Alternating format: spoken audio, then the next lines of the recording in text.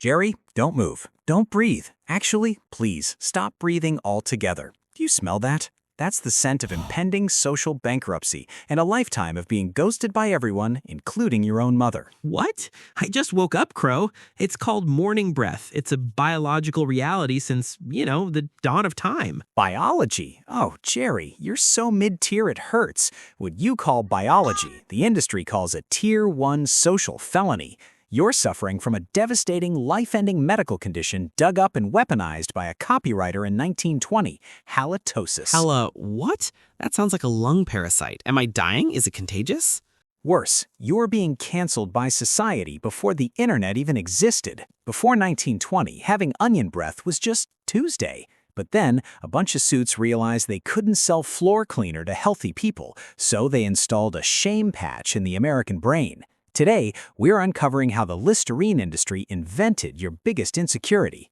Let's rewind the clock, Jerry. Welcome to the 1800s, a magical time where people smelled like wet wool, horse manure, and honest-to-God human effort. Back then, if you walked into a bar, the air was 40% tobacco smoke and 60% unwashed pioneer. Wait, so they just talk to each other, face to face, without passing out? Exactly. It was an open-world RPG with no hygiene stats. If you had bad breath, people just figured you ate lunch. It was a sign of life, Jerry. Listerine actually existed back then, but it wasn't for your mouth. It was a powerful surgical antiseptic. You used it to scrub hospital floors or treat delicate social diseases in your private inventory. Wait, you're telling me the stuff I gargled today was originally used to clean surgery saws and gonorrhea? Oh, it gets better. It was a product without a problem, a total flop, a 0 out of 10 on the retail leaderboard. Nobody wanted to buy floor scrub dick wash. They needed a pivot, Jerry, a pivot that required a villain. And that villain was a man named Gerard Barnes Lambert. He realized that if you want to sell a cure, you don't find a disease, you build one. But everyone was fine. They were happy with their onion breath. Happiness is a bug in the system, Jerry. Logic doesn't pay for the CEO's gold-plated bidet. Lambert dug through old medical journals and found a dusty Latin word, halitosis. It sounded scientific, it sounded scary. It sounded like something that would make your crush leave you for a guy who smells like peppermint-flavored gasoline. So he just renamed bad breath to make it sound like the plague? Precisely. He weaponized Latin. He took a common occurrence and slapped a medical condition sticker on it. Suddenly, you weren't just a guy who ate garlic, you were a biohazard. The ads didn't show the product, they showed fear. They showed beautiful women being rejected at parties with the caption, "Often a bridesmaid, never a bride." They were basically telling women, you're single because you're a stinky bio-failure. Buy our floor cleaner or die alone. But surely people saw through it. I mean, it's just mouthwash. Oh, Jerry, never underestimate the power of a science DLC pack. Lambert didn't just run ads, he bribed, sponsor medical journals to classify halitosis as a pathological state. It's the ultimate gaslighting.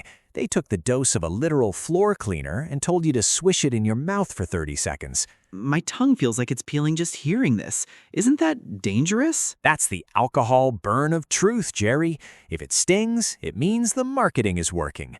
They ignored the fact that your mouth has its own ecosystem. It's like using a flamethrower to kill a spider in your living room. Sure, the spider's gone, but so is your house, your eyebrows, and your dignity. But hey, at least the ashes smell like cool mint. Now let's talk numbers, because that's where the real magic happens.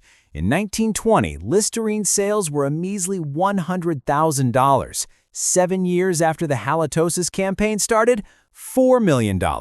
Bada bing, bada boom, shareholder heaven. That's a 4,000% increase just by making people feel like crap about themselves. Welcome to capitalism, Jerry. It's a genius business model. Step 1, create a fake insecurity. Step 2, charge for the fix. Step 3, repeat until everyone is too insecure to function. They turned a basic human interaction into a subscription service. If you stop paying the Listerine tax, you're a pariah. You're a jaywalker of the mouth. So what's the damage, besides my bank account and my self-esteem? We lost our autonomy, Jerry. We traded our natural microbiome, the tiny soldiers that actually keep your mouth healthy, for a sterile, chemical-flavored lie. We became so paranoid about our own bodies that we started trusting a corporation more than our own biology. I feel like my mouth is just a rented space for chemicals now. That's because it is. You're not a human anymore, Jerry. You're a vehicle for freshness.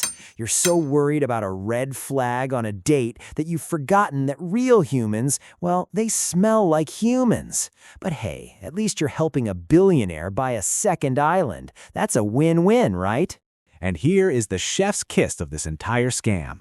Modern science, the real kind, not the paid kind, now says that nuking your mouth with alcohol-based mouthwash actually causes worse breath in the long run. Wait, what? How? The alcohol dries out your mouth, and a dry mouth is a 5-star hotel for the bacteria that actually causes the smell. So the more I use it, The more you need it. It's a closed-loop system. It's the ultimate infinite money glitch. They broke your mouth to sell you the glue, and the glue is made of more broken glass. It's poetic, really. So, Jerry, go ahead, take a deep breath. Exhale. Smells like minty fresh submission. I'm gonna go throw my mouthwash in the trash, and maybe my toothbrush, and move to the woods. Too late, Jerry. The shame is already hard-coded into your neural network. You'll never talk to a stranger again without wondering if they're smelling your biological failure. You're trapped in the simulation, and the exit door is locked with a cool mint padlock. Sleep tight, America. And remember, if someone tells you that you smell, it's probably just your ancestors trying to say hello. Too bad you killed them all with floor cleaner.